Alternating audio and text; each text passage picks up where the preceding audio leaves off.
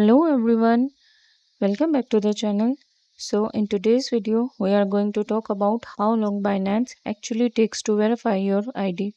So make sure you watch till the end. This verification process has been experienced personally and honestly it was much faster than expected.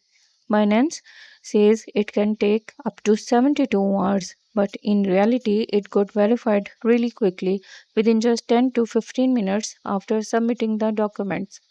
As soon as everything was uploaded, the account was refreshed and it already showed as verified. So there is really no need to worry about long delays. Most of the time, the system is automated, which is why it's super fast in many cases. But here is an important tip, always make sure everything is correct before submitting.